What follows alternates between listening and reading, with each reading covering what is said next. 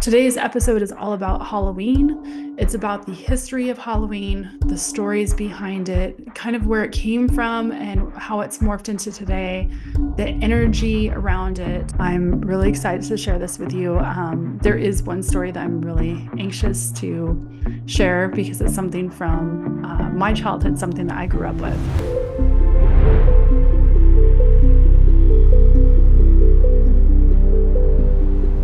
Hello, and welcome back to Conscious Consumption. If you're new here, welcome. These episodes are released every third Friday of the month, and you can go back through if you want to listen to all the playlists of episodes. The best way to do that is by shooting on over to YouTube, and you could go to playlists for each of the podcasters on this Awakening Airwaves, and you can find Conscious Consumption on there, and you can binge watch through those and listen to them.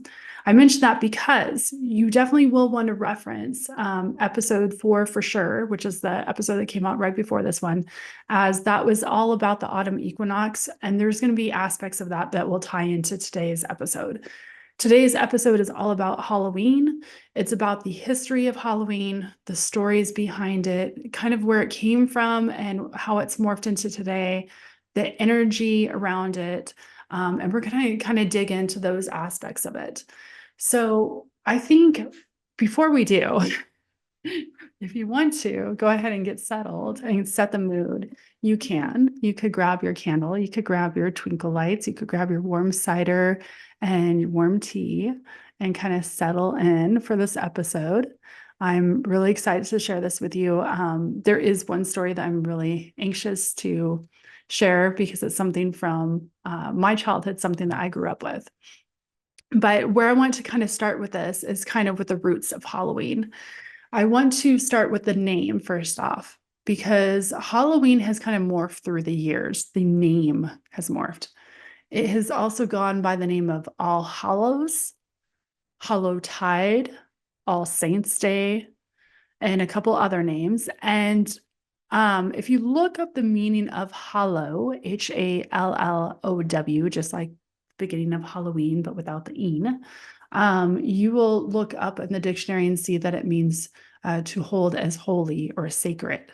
And you're going to find out why that has relevance here in just a minute, because as we look at the origin, Halloween, really we could dig deep here on all the traditions and the ritual aspects and religious pieces of how it is what it is now, and where it came from. But I'm going to try to do my best to give you like a very brief Cliff Notes version, if you will. Halloween came from the Christian religion and pagan traditions that kind of came together, were celebrated. And then what we had is with the pagan traditions, this was Samhain. If you look up like on the wheel of the year, it's Samhain time. And then what we had is in the mid-8th century, there is a pope, Roman Catholic pope by the name of Pope Gregory III. And what he did is he came in and he decided that the celebration that was already taking place by the Roman Catholics, which was Feasts of the Dead, this was a time that they would celebrate the saints that had passed, and they would celebrate them with these enormous dinners and feasts and everything. And he decided that he was going to take that and kind of merge it with the celebrations that were already going on during that period in time. And so this was some of those pagan traditions. This was also some of what was taking place with the Christian pieces. So you have this thing that kind of like became merging into one thing that came from all these different points. The other part of this that I want to mention is when you kind of dig into the history of Halloween, history portrays this as a time that Catholic and Christian religions were really trying to overlay their belief system over that of the pagan traditions to dismantle what was there or kind of dissolve it. So that's how it's kind of portrayed. And then when you start getting into it too, you see that there was a lot of belief around this time of year with spirits passing through and with celebration of the dead. And you really get the feel that all over the world,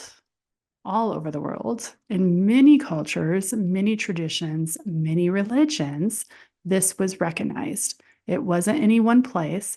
And it was really quite interesting when I was digging through this. It's really beautiful to see just how back then, in these eras where there wasn't internet, there wasn't phone, there wasn't any way of communicating with a completely different country way out. And yet everybody was kind of celebrating and having similar celebrations of those that had passed on with similar belief systems, as far as that there was a period of time that they can kind of travel to and back. So I wanted to kind of share a few of those.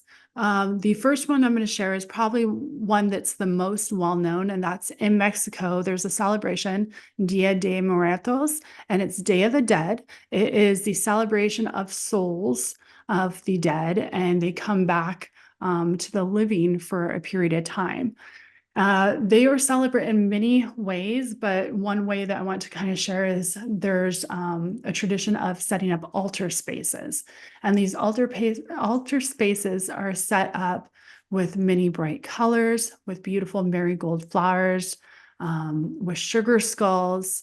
You will have, pictures of the person that had passed on up on the altar space to honor them. And so that is one of the many traditions, cultures that has been celebrated with a country.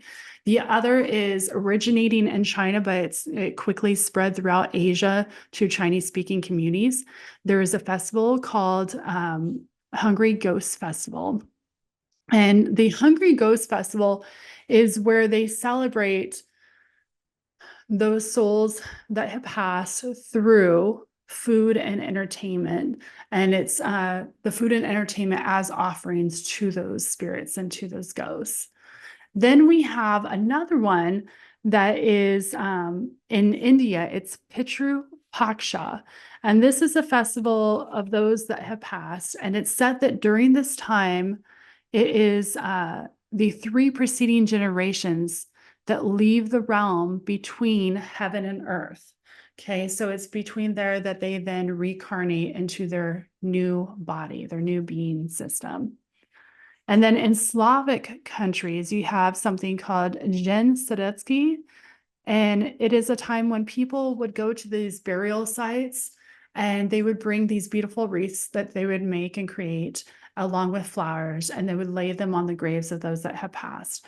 During this time, the churches would call out the names of the deceased, and then the people would also lay out and put candles on the burials. And it was said that these candles helped guide the souls back, guide the spirits back.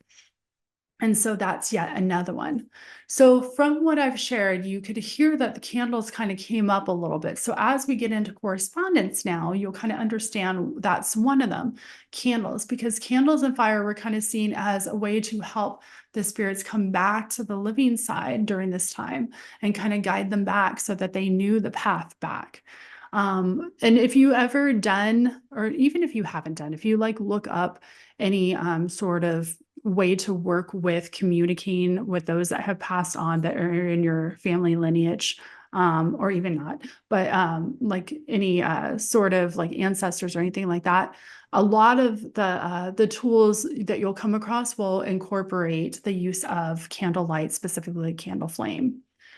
So that is one of the correspondence. The others that I want to share about this time of year would be working with certain herbs, plants, and flowers to support you during this time, because there is a certain amount of energy work that you're going to be having in play during this time.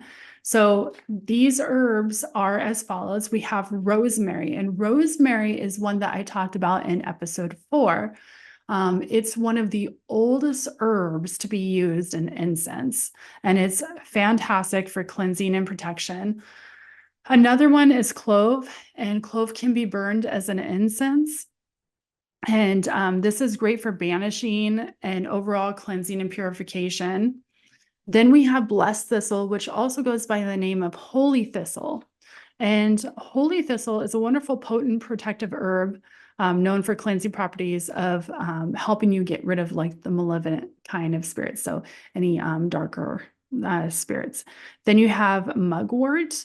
Mugwort, used as an incense, burned as an incense, is great for helping support you in your meditation practice and helping you kind of reach like a trance-like state. And that can be really beneficial if you're working to do any psychic connections, such as like even using divination tools, because that can really help you with communicating with the dead there. So then you have orange, and taking an orange, like an actual citrus orange, and taking the peel. And this could be great for spiritual cleansing the space. A lot of people will use lemon too. The reason I focused on orange is because of this time of year, because of this autumn time. But those are a few of them. I do have 3 more, but I want to mention the ones that I just mentioned: the orange, the clove, the mugwort, and the rosemary, and the blessed thistle. These are all wonderful herbs with multiple properties to them, but I mentioned using them as incense or using the essence of the citrus.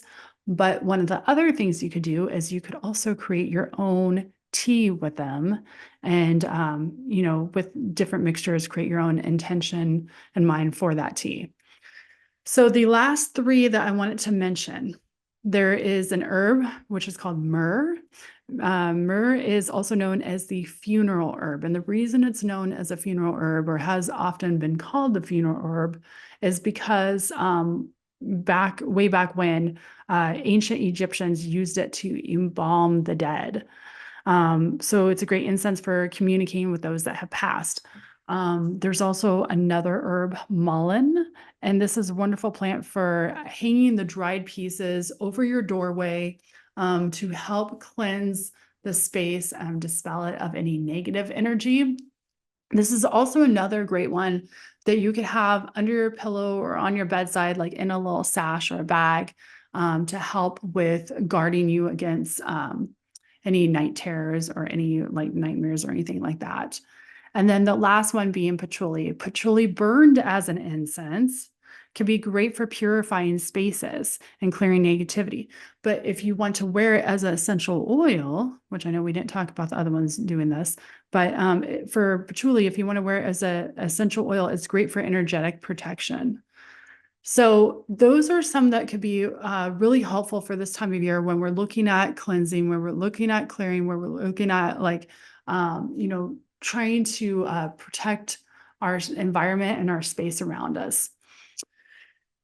Then when we look at this time of year with Halloween, and we look at the color palettes, the orange and black come to mind, right? We think of orange and black primarily probably as the color palette. I know that now there's other colors, like purple has become more of a traditional color, maybe silvers.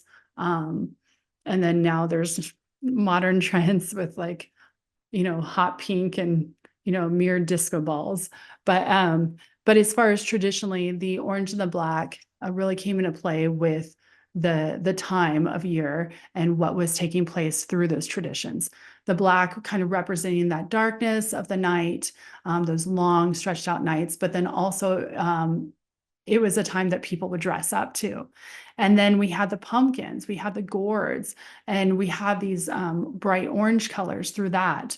And people would wear, like I said, dressing up, wearing these costumes. And I'm going to actually get into that right now. So the costumes is really interesting because costumes became a tradition as they were once used for protection and blending in. And that is really interesting when you dive into it, because this third harvest season, I already mentioned that this is a very potent time for being able to communicate with those spirits and the fae as well, that are coming through. It's supposed to be an easier time for them to travel between the worlds for communicating with us, with the living. And what's interesting is throughout history, as you look into this, like I said, there were people celebrating those that have passed and believing that they could come back through. But where the clothing and the whole dressing up came into play is with this. People had the belief system that by dressing up as ghosts or skeletons or some sort of spirit, that it was helping them be protected from those who were passing through the veil. I don't know how this makes sense. I'm like, "You don't think they knew it was you?" But, I thought it was kinda crazy when I was reading this. I was like, "Really? Like, this is interesting." So that's kind of how it started. Then eventually, what was happening too during this time or a little after this time is we started having children in, the towns and these communities that would go door to door. And they would go dressed as these spirits and ghosts, and the neighbors would gift them what they were referring to as seeds of life. And these were traditionally they were apples and hazelnuts, but sometimes it could be other fruit and other nuts. And the reason they called them seeds of life was because the idea to be able to replant them and create fruit or create nuts out of it, create some food for yourself, some life into yourself. Um, then we had the churches. So churches began encouraging people to dress up and create masks to honor Christian saints. So now you have where the mask came into play. So we talked about the clothing piece, that being from how people thought that they were protecting themselves from spirits and everything, kind of creating a shield, if you will, from spirits. We talked about the, creating mass now from these Christian churches and whatnot. So you could see how it started off, and it's kind of good to have that baseline of understanding when you're celebrating something. Like, I know so many of us celebrate Halloween now, but not really understanding like where it came from. And it's really, it's to me, it's kind of nice to have kind of the foundation of this is where it started. This is kind of how it's grown into what it is today, where now you have maybe not the ghosts and spirits that you're seeing as much, but maybe you're seeing more of the like the zombie nurses and Peppa Pig walking down the street. It's a little bit different. So totally not the same as where it started from, but you could see how it kind of morphed into what it is today.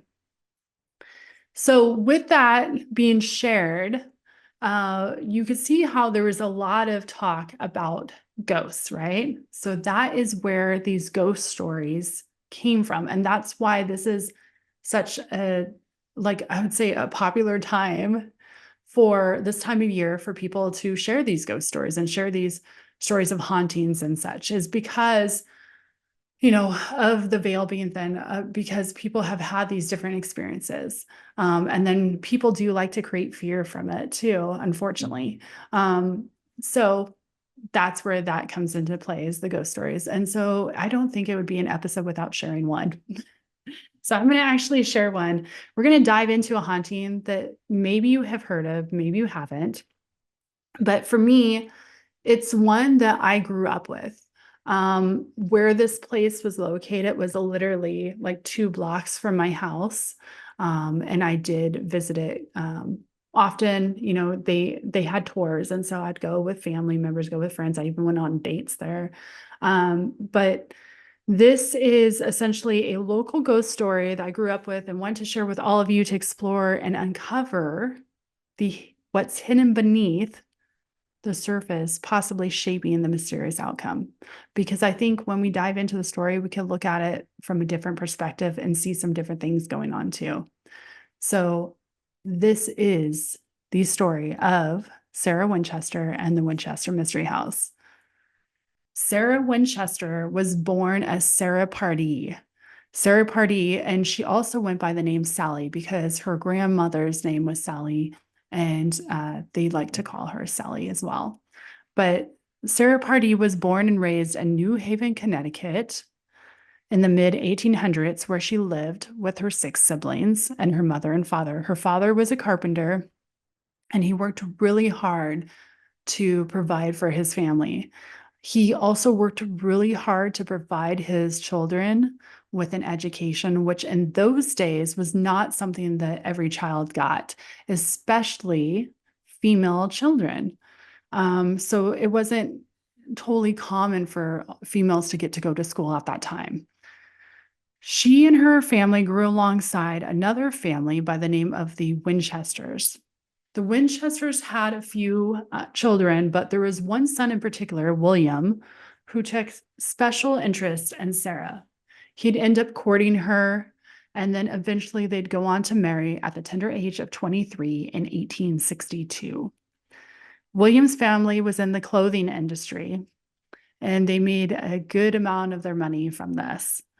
But it was actually William's father, Oliver, that decided to invest a portion of the money from the family business, this clothing business that they had, into a small gun company that was struggling at the time. And this gun company, you may or may not have heard of it. It's Smith and Wesson. And so Oliver purchased this company, Smith and Wesson, and he hired an engineer, and he decided that he was going to create something that had not been created yet. He went on with engineering and created the first semi-automatic rifle. Now, the reason this is relevant and important right now is because of what I'm going to share next. During this time, the Civil War was going on. At the time, the guns that they used were called muskets. These muskets took close to 1 minute to prepare. You had to have exact formula, powder, and everything to load it. It would fire off just one shot, just one round for 1 minute. In addition to this, you had to ensure that the formula of how you were loading this musket was as it needed to be, was accurate, because if it wasn't, it would blow up in your hand and face. So it was highly dangerous too to use these guns if you didn't know what you were doing. So when Oliver created the semi-automatic rifle, what he had created was a rifle that was able to fire off 10 rounds in 1 minute. So that was 10 times what the musket was doing. And like I said, the Civil War was going on during this time. Oliver went to the Union, tried to sell his gun and that portion of the business off to the Union to try to get them to purchase the firearms for the war.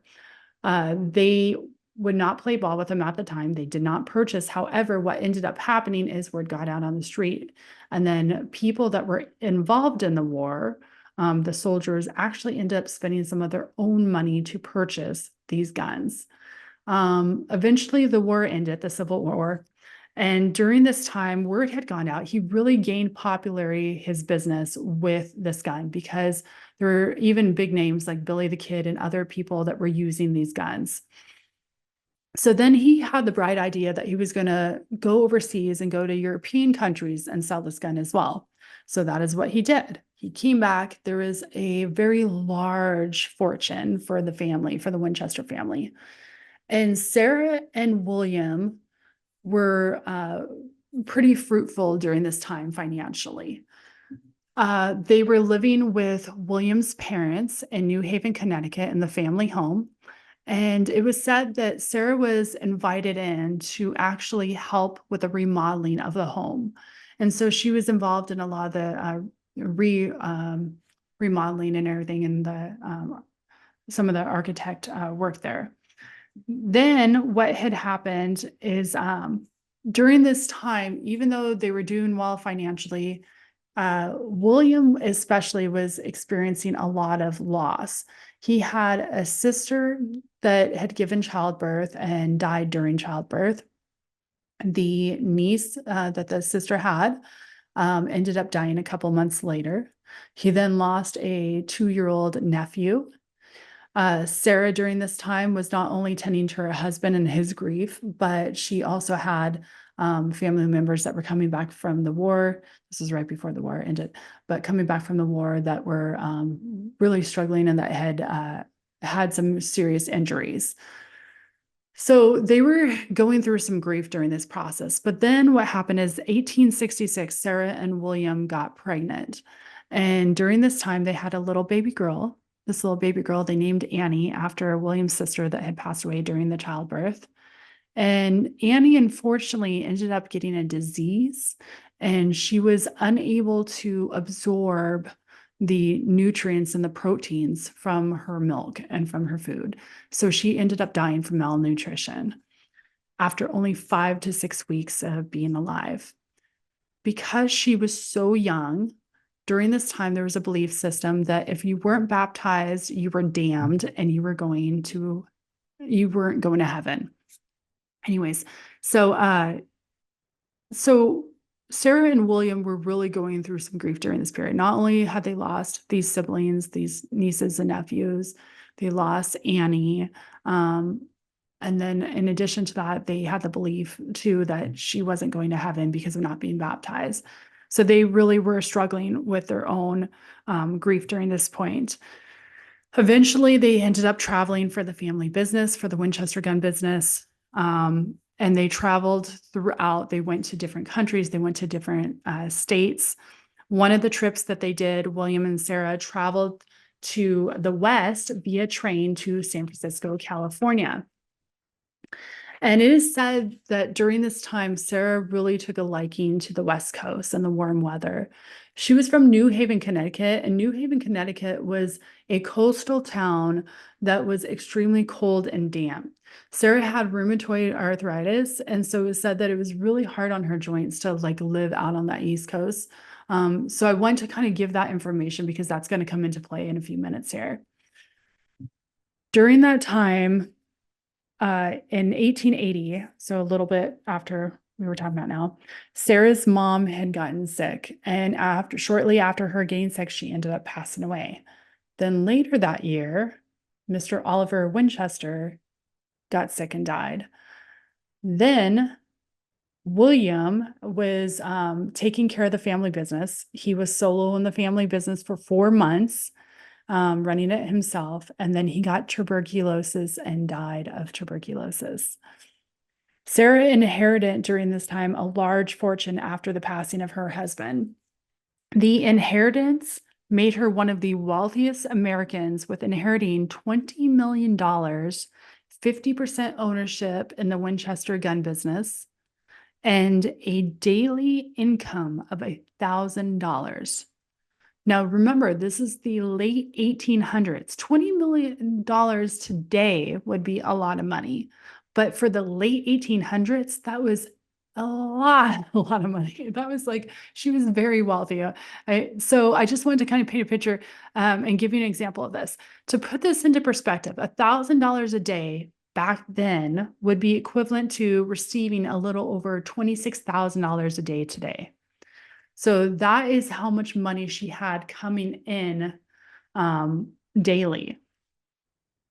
So during this time, she was really struggling with the death of her family. She was struggling with the death of her husband, with the death of her daughter. She was just going through a lot of grief. And she ended up, okay, so I'm going to pause here. So this next point that I'm going to share is something that's information that was released in 1967 with a particular author that did some research on the Winchester Mystery House and Sarah Winchester. There has not been a whole lot of hard evidence on this. They've never been able to find the psychic medium that I'm about to mention. And so there's not a whole lot of concrete information and foundation for this next bit, but I will tell you when it's over, okay? So with that being said, just 5 years later, Sarah went to visit a psychic medium, and I'm not putting quotations around psychic medium, but around her visiting them, okay? I absolutely believe in psychic mediums. I don't know that I believe that she went to go visit a psychic medium. Okay, with that being said, she went to visit a psychic medium in Boston, Massachusetts. I would assume that if this were to be true, that she was looking to connect and get some answers from her family that had passed, specifically her husband, and looking to just have that connection there. Supposedly, the psychic medium told Sarah that she was cursed, told her that she needed to move to the West Coast, told her that she needed to build a house and just keep building. Now, if this were true, if she did see a psychic medium, if this were true, I don't know how any of that makes sense. The curse supposedly was because she was now part of this Winchester gun business. She was taking the money from guns that had killed people. And so supposedly the curse is from that. It was all the people, they had told her that all the people that had passed were going to haunt her and the families of those people. So that's a little bit of the story. Now I'm done with that point, and that part. So she did end up moving out to the West Coast, but what we could kind of, I mean, to me, if we look at it and look at all the information, we know that she had rheumatoid arthritis. We know that she struggled in her joints and everything with the cold, and with the East Coast being so damp like it is, I'm sure the West Coast weather for her was a much more conducive environment, and that's probably part of why she moved to the West Coast. She did purchase an 8-bedroom farmhouse on 45 acres of land in San Jose, California. Thereafter, she purchased separate homes for all her siblings and moved her siblings from the East Coast out to the West Coast along with their families. During this time, Sarah began renovation on her home. She named this cute little farmhouse. I don't know why I say cute little. I mean, 8 bedrooms is a lot, but she named this farmhouse Lanada Villa, and it was named after a place that her and her late husband, William, had visited in had visited in Spain. And it was a place that she really loved. And so it was almost like a little love nod to William, if you will. So during this time, she employed a very large staff, and the idea with the staff and what they were to do is to attend to her and attend to the house. Now, the part with the house, this is where it gets really interesting, is their job was to do construction on the house. Their job was to clean the house, but the construction piece is really interesting. So she has this large staff and everything. And if you go on the tours, by the way, I told you they do tours today. If you go on a tour of the Winchester Mystery House, the tour guides will tell you that she worked her staff 365 days a year and 24 hours a day. They worked out all hours of the night, and just sounds like she was like just a really difficult lady to work for, just working people to the bone. But there's actually a lot of evidence that she was an extremely generous person. And she did a lot of charity work. She would give a lot of her money away to people. A lot of times she wouldn't, sign or put down that it was from her. They were able to trace some of this back to her, though. But in addition to that, she was very generous with her staff. She gave them adequate time off as needed.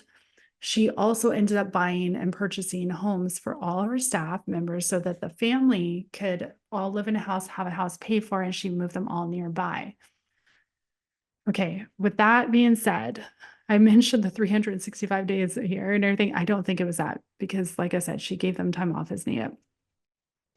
But what was interesting is during this time of the building, she only ever had one family member live with her, and that was her niece, Daisy. The reason this home has become and did become quickly recognized as being unique and being special is because of its unusual build. Sarah built her home, turning it from a farmhouse into an extremely large, extravagant Victorian home. And one of the first things that she had introduced to the house through the remodeling was a seance room. She had a seance room built, and it is said that she would go there nightly to commune with the spirits. If you tour the home, they will tell you that she went there nightly, and that in addition to that, she looked for direction from the spirits on how to build her home, and that she really believed that by communing with them during this time, that it was somehow like helping save her from any scary things, if you will, happening, or anything happening to her, and kind of helping with that curse. What we do know to be true about the building, okay? What we do know to be true with Sarah is Sarah's interest in architecture was early on. She had her father that was a carpenter. She also had an interest and helped and assisted and supported with the remodeling of the Winchester's family home in New Haven, Connecticut. So that interest seemed to always be there for her with the building. Okay, with that being said, you can't argue that this home took on some strangeness as Sarah would build. She would build and build and build. If she didn't like something, she would have it torn down.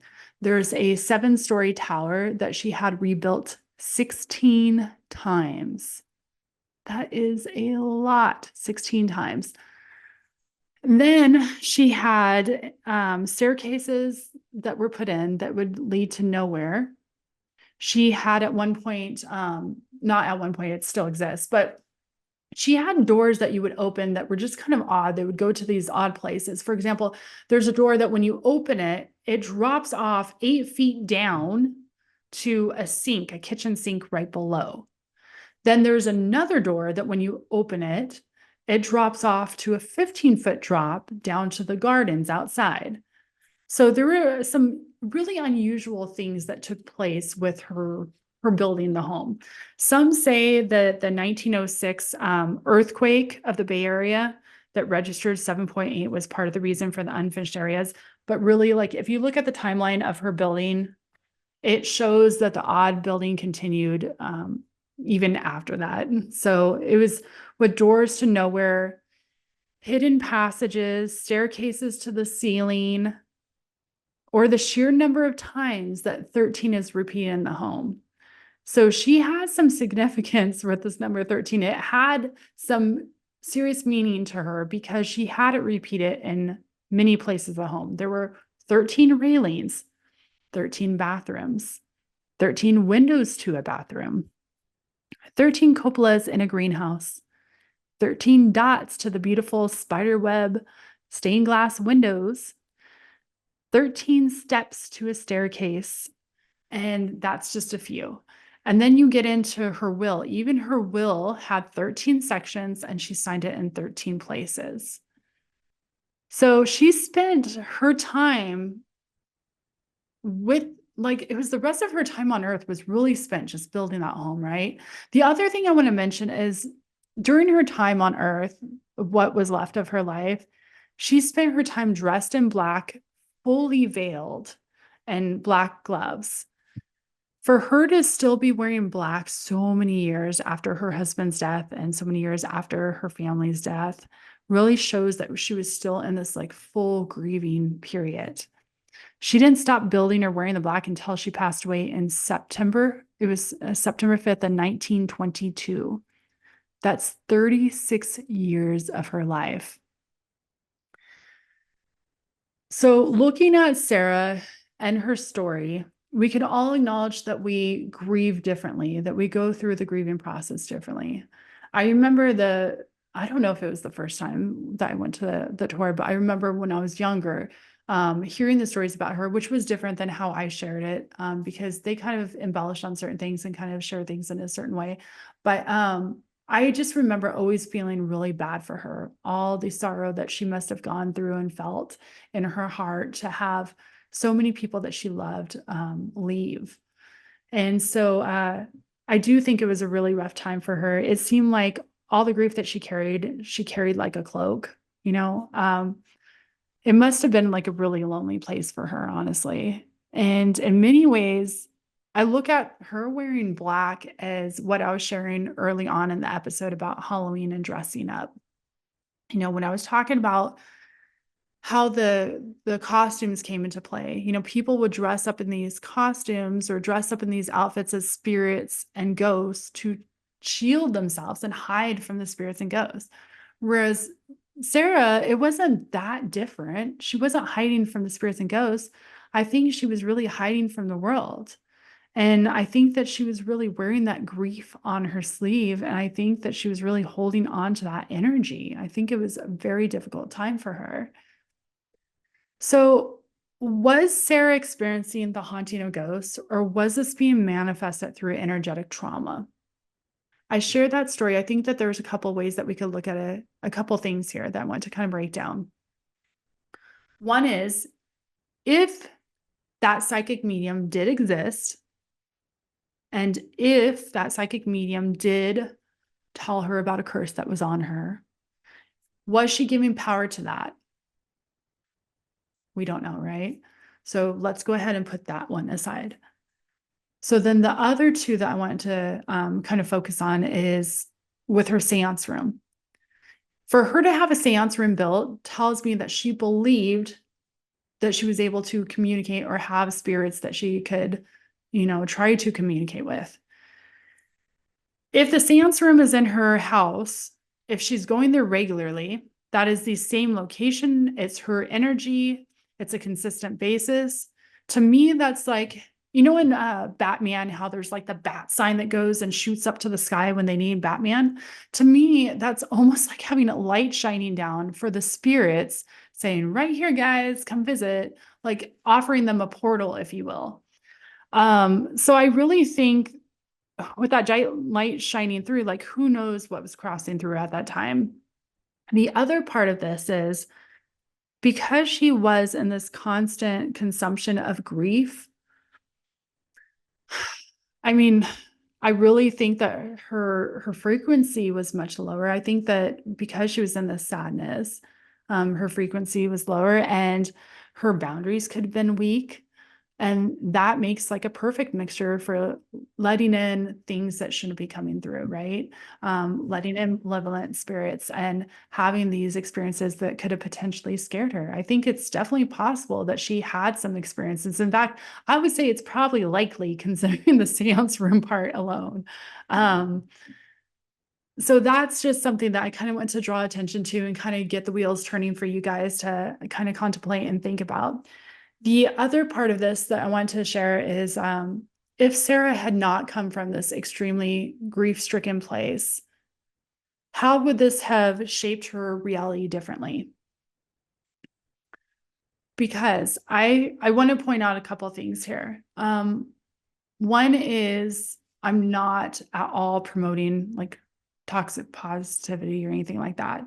I think it is so incredibly important for us to feel our emotions and actually process them and release them as needed. I think, though, more so, the just the point that I'm wanting to make here is us being able to identify where we fall in place with this, how we show up in the world, so that that way we can acknowledge and maybe kind of steer ourselves in the direction, if you will, if we are not processing in a way that's conducive to our energy and to us. And a few examples I want to give to kind of paint this picture. So if you are the type of person that, let's say that you go through a loss of a family member and it's very difficult to deal with, you don't want to deal with it and you don't want to slow down. You've got stuff to do and you are just like powering through it. You're pushing through it and you are just like forcing yourself back to work. You're like, nope, got to get back to the grind, got to keep going, got to keep going. Well, you're not allowing yourself the time to slow down, really feel through those emotions that are coming up in you. And chances are that you're probably like pushing them down and creating some blockages that are going to be potential issues for you later down the road.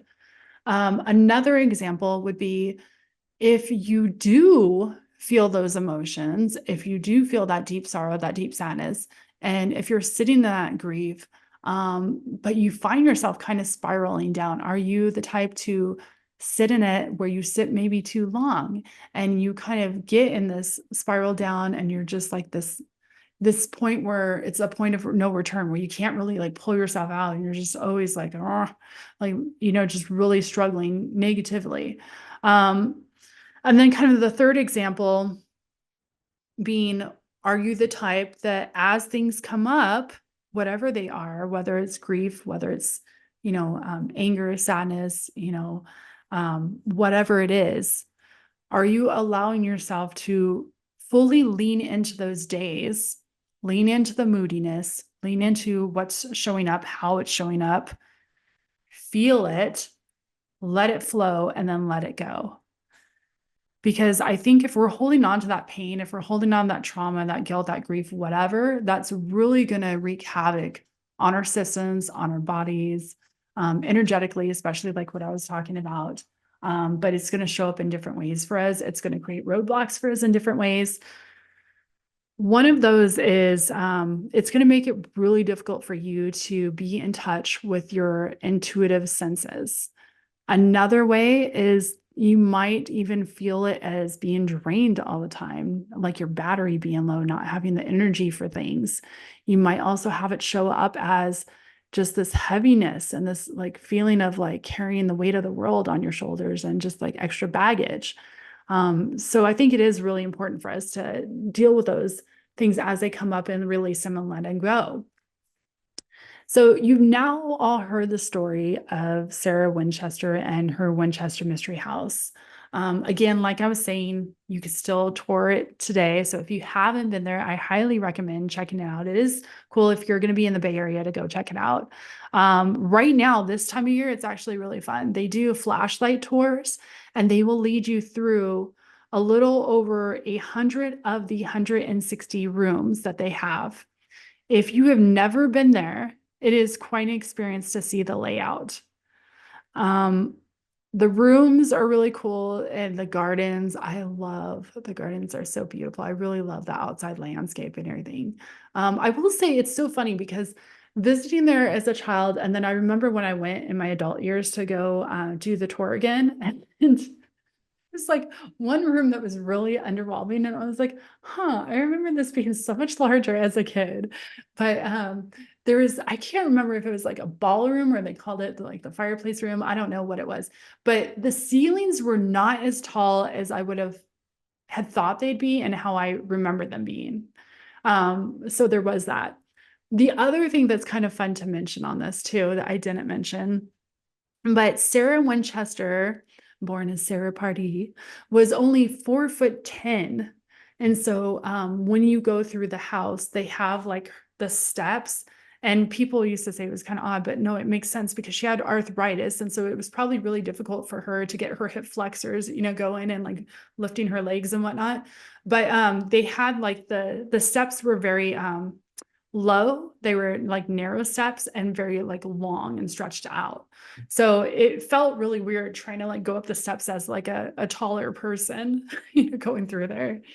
Um, and then one other thing that I want to share that's just a little fun fact about the Winchester Mystery House and kind of how loved it was by so many is it is one of 5 haunted, I'm going to use that in quotations, haunted houses that the Haunted Mansion in Disneyland, California was modeled after.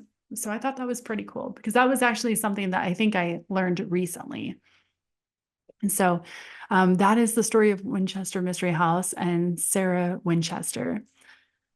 I wanted to spend a little time and kind of touch base on, if we were in Sarah's place, how could things be different if we were able to recognize the signs of what we need to do to take care of our energy, how we could determine if something coming through a spirit, let's say, is a benevolent spirit or earthbound energy that is a little, it's an unresolved spirit that's, having some difficulty, or if it's a malevolent kind.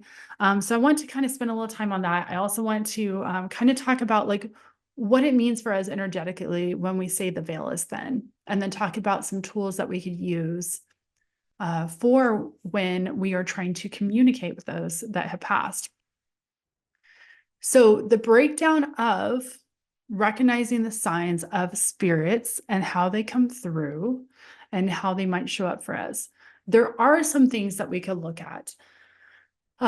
One thing is, if it's a benevolent kind, we're looking at maybe, I don't know, like a little bit more of a peaceful presence, a little bit more of that comforting. They might come through in your dream state. Although, yeah, there was something else. It doesn't matter. They might come through your dream state. You might have messages of support or love from them. They might be, ancestors and part of your lineage coming through.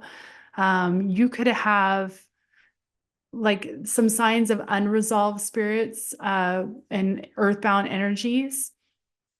This could show up in many, many ways. I feel like I could name so many more than on the other side of the list. But so if it's a spirit that's needing some assistance or support, or if it's a malevolent kind, there's going to be different things that are going to show up, and they might show up differently or they might show up similarly. But I wanted to kind of touch on those. So one is that the air might feel thick or heavy. It might feel a little chaotic.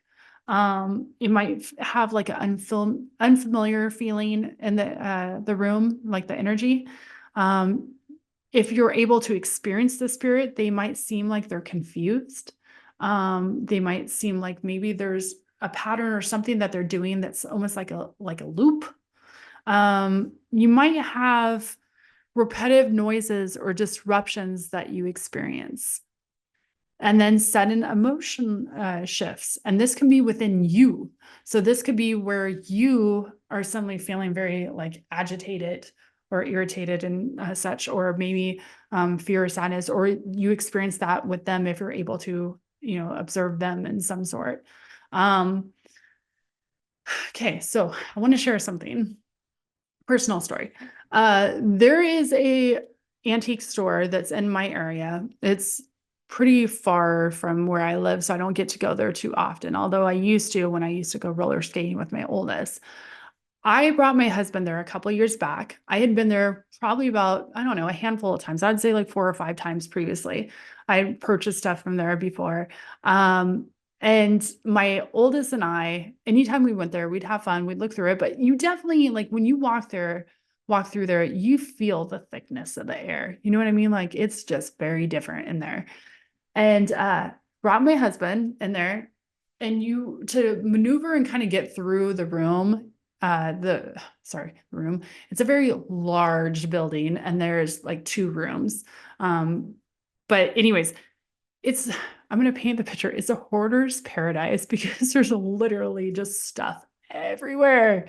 So you like walk through the doors, and then there's like bookshelves everywhere, but those bookshelves are not only full, but then there might be tables and be other knickknack stuff that's on the floor out in front of it. And then also lining the tops of the bookshelves, and then even stuff hanging from the ceiling. Like it's really like crazy how much stuff is in there. And so you kind of like have to maneuver and kind of, it's like going through a maze.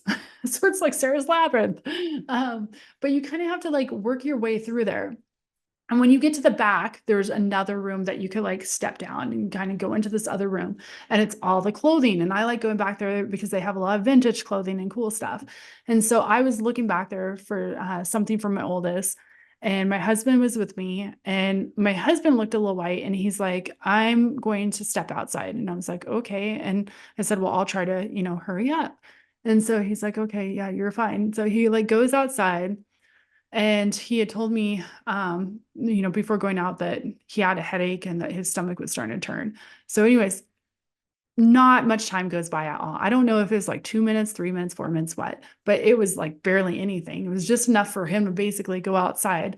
But he comes back, and I was like, okay, like what's going on? And he's like, are you ready? Are you ready? And I was like, what?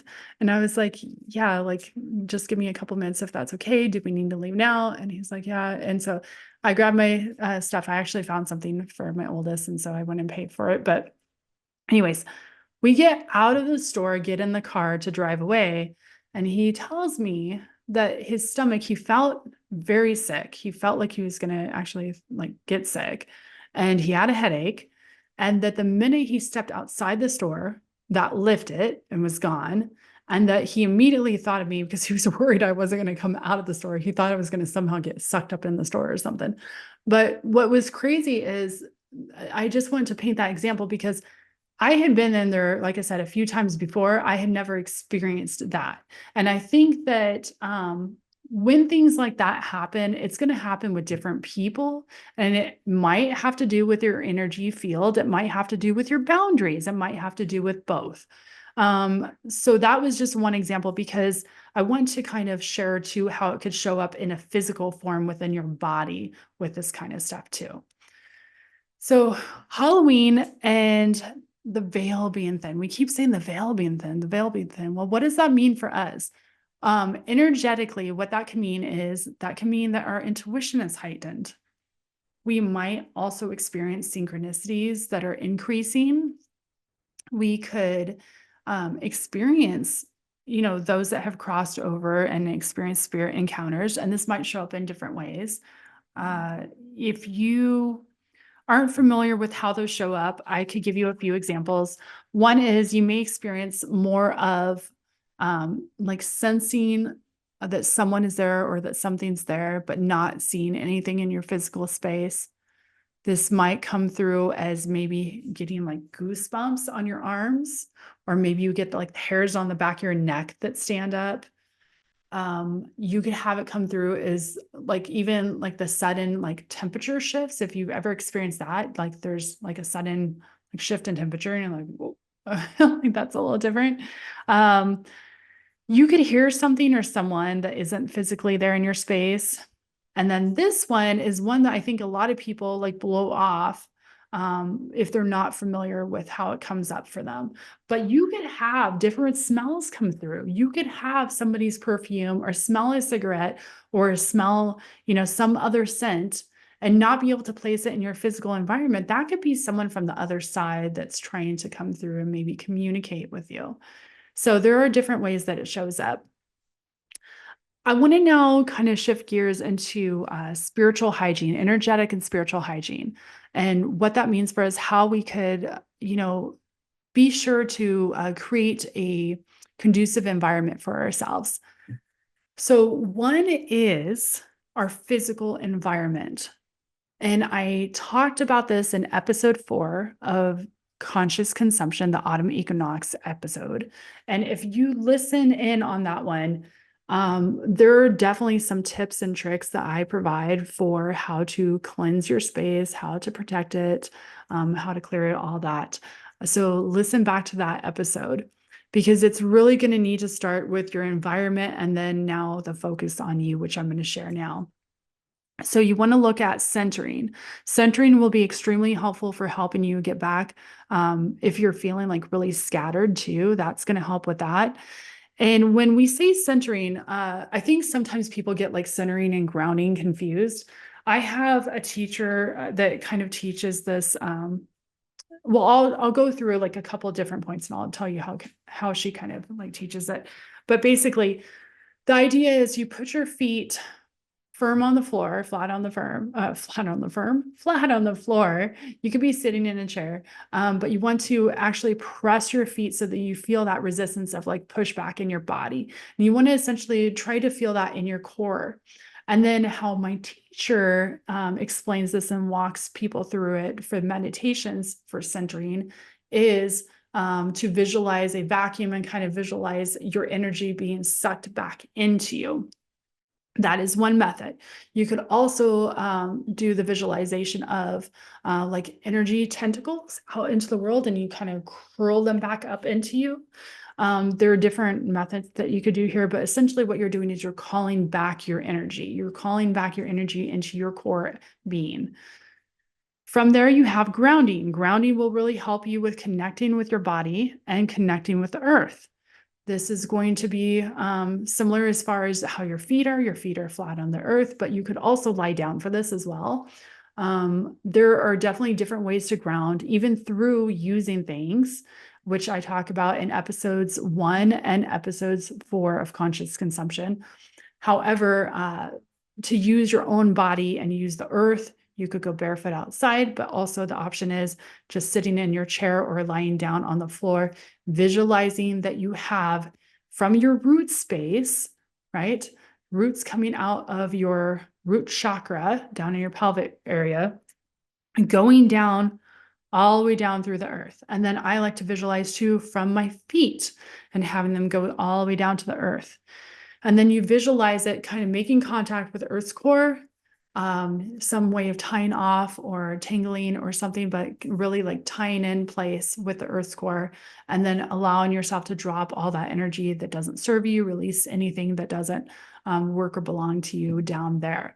In addition, you can through that would be on the exhale, you could breathe in and kind of breathe the energy, the cleansed energy from the earth back in.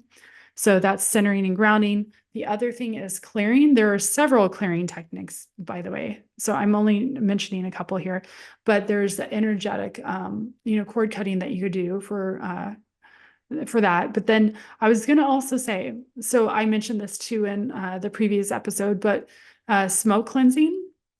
There's also other techniques that you could do. You could use water. There's many different clearing techniques that I could go through. There's sprays that you could do using Florida water. And then you have protection. Protection, there's also going to be quite a few things that you could do. You could wear amulets. You could wear things that have symbolic meaning for protection. You could carry crystals on you, black tourmaline or something for psychic protection, like, like a amethyst or a labradorite or something like that.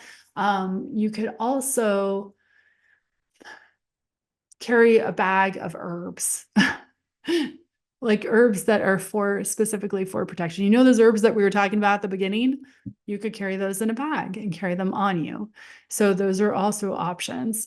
However, I want to point out here, the most powerful thing you could do for protection is know that you are in power and stand in it. And that with conviction, knowing that you are able to choose who comes in and goes out of your field. So you allow what's in your space. And I think that's really powerful, just to acknowledge that and recognize that and really like live from that space. It's taken me a long time to get to that point. I've had a lot of not so great encounters that kind of has led me to this point. But those are some things that you could do for spiritual hygiene and energetic hygiene. So now let's discuss and talk about some different tools, some different things that you could do that could help support you with communicating with those that have passed on. One thing is what I already mentioned, which is recognizing your clairsenses. How is it showing up for you? For example, is it activating through your clairvoyant? Are you seeing something in your mind's eye? It could be like, an image. It could be like how it comes through, maybe like a movie reel type thing. Maybe you're seeing something out of the corner of your eye. Is it clairaudient? You're hearing something or hearing someone. You're hearing noises that aren't there in your physical space. Clairsentience. Do you have a sense or feeling that something's there? And there are many others too. I highly recommend like checking into these and kind of looking into like what the different ones are to familiarize yourself. I do have a future episode planned with one of my teachers to look forward. So I do look forward to sharing some more tips then. But the best thing you could do really is going to be to observe your space around you and observe how you are and how things show up for you. The last one that I want to share about is spiritual tools. And I think there are so many that we can mention for spiritual tools. I'm going to focus on about 4 of them right now. And that is, I'm going to start with automatic writing. So automatic writing is something that you could do for post-event insight. And what you could do essentially is you're going to sit down with paper, pen, or paper, pencil, whatever. But sit down, you're going to write your question on top of there. And then essentially go into a meditative state and then allow yourself to start writing without analyzing, which I know is really hard, but you want to try to like just kind of get into the movement of writing and let everything flow through what it needs to flow through without actually focusing on what it says, what it means, like any of that. You got to kind of like let go and release, which I know is really hard for a lot of people and a lot of us. Then we have tarot and oracle cards. Tarot and oracle cards are wonderful for gaining clarity on things and on contact and whatnot, on anything really. If you are interested in working with tarot and oracle, or if you're interested in understanding and knowing what they're all about, I offer intuitive reads on my site, Soleil to Moon. I also have an episode I was on with Yolanda Williams and Melinda. Yolanda's from Reiki Radio, the one that created this beautiful platform and podcast. And I wanted to mention that because this episode that she did was on Reiki Radio, is a happy hour, and it was Melinda, Yolanda, and I just talking about tarot and oracle, answering questions, kind of going through different things that might come up, insights, how we work with them, how we cleanse them, like all these different aspects. And it was a lot of fun, but it was also a lot of great information. So I highly suggest checking out Yolanda's podcast, Reiki Radio. Unfortunately, I think that particular episode, is only offered on YouTube. So you'd have to go to YouTube. And then I think all the happy hours are kind of in one place, if I'm not mistaken. The other thing is dowsing rods. Dowsing rods are something that traditionally have been used to actually source and find water in the earth. However, how they're used in the spiritual community is something entirely different, because you can use them for spiritual contact and communicating. You have to ask questions that are yes or no. And what they are they're L-shaped rods. So if you were to take your fingers and you hold up your hands kind of facing each other, so palms are facing, and then you fold in your last three fingers, the middle finger, ring finger, and pinky. You have like almost like gun hands with your thumb sticking up and your index finger shooting out, and then turn those upside down. That is how the dowsing rods look. And what you do is you hold the bottoms of the rods and they're on like a swivel. You ask a question, and then the rods will like either swing open, and that might mean yes, or maybe they cross and that might mean no. But that's kind of essentially like what it is and how you're working with them. Then we have pendulums. Pendulums, you're going to work with kind of similarly. It's going to be yes or no questions. And you will ask the questions. You'll get a yes or no from your pendulum. You might get a rephrase. And I can't really speak to how it's going to come through in a certain matter, because it really depends on how you and your pendulum work together and program it. But to give you an example, like maybe it goes back and forth for a yes, and then maybe it goes in a clockwise position for a no. And then maybe it's going counterclockwise for like rephrase the question type thing. So that's how you are working with a pendulum. For the pendulums, I do want to mention, if you don't have one and you are interested in purchasing a pendulum and getting one, I do think it's helpful to go in person to get one. I have probably 4 or 5 pendulums, and I primarily work with only a couple. I do have a couple that I still have that I might rehome to somebody, because I've never been able to connect with them properly. What I would say is, when you are shopping for pendulums, to me, it is most helpful to go to the store, pick out the ones that you're most drawn to, that you gravitate towards. Maybe there's 3 or 4 there. And if you're trying to decide, you could do a muscle test or a lean test. A muscle test is going to be where you take your index finger and your thumb and you connect them and you make like an OK symbol. And then you take your opposite hand and take your index finger or middle finger, and you're going to hook it on the inside of that OK sign. And then what you're going to do is you're going to ask the question of, if you're that particular pendulum, whatever one it is, if that is best suited for you working with, and then you get a yes or no. And how you determine if it's a yes or no is, the idea kind of behind it is, if your finger pulls out really easily, that's a no. If there's more of a resistance, that is a yes. And kind of the idea is, yeses, there's more muscle resistance there. The one that I think is really helpful to do besides that is, there's a lean test. And essentially what you're doing is you're standing with your feet planted on the ground. You have your feet shoulder distance apart, about a fist and a half distance apart, something like that. But basically you're standing in, like, if you know yoga poses, Tadasana or mountain pose. And then you stand really firm, stand upright, hold the pendulum in your hand against your chest, close your eyes, and then ask the question. If you lean forward, that is a yes. If you lean back, that's going to be a no. And that's kind of the idea behind these. So those are some tips on some different spiritual tools that you could use to help communicate and help get some clarity on spirits in your space, or, working with them.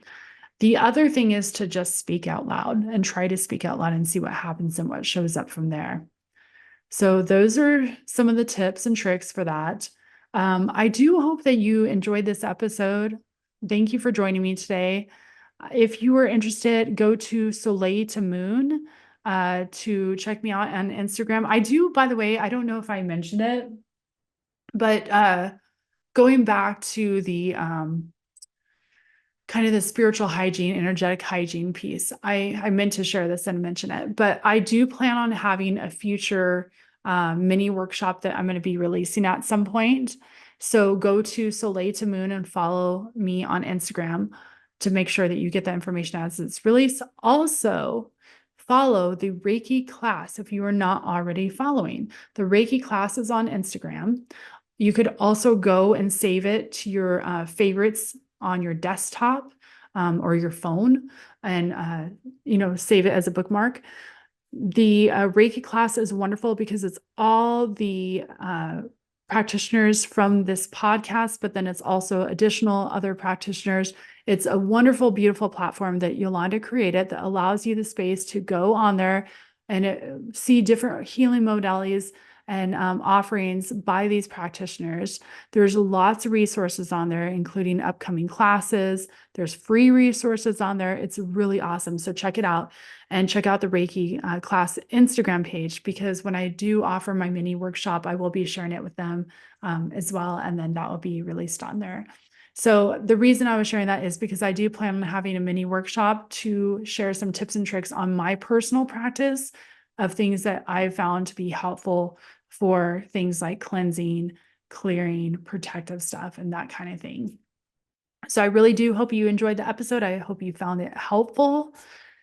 If you aren't already following, please be sure to subscribe so you get the latest episodes on Awakening Airwaves. If you go, and we're on all the major platforms, by the way, iHeartRadio, Apple, Spotify, YouTube. And I was going to say, if you go to YouTube, the nice thing is, and I think I mentioned this at the beginning, but you could find all the Awakening Airwaves podcast shows on there, and they're by actual show. So you could go and find a particular playlist just for conscious consumption and then kind of go through those ones. So until next time, have a wonderful one and happy Halloween, guys.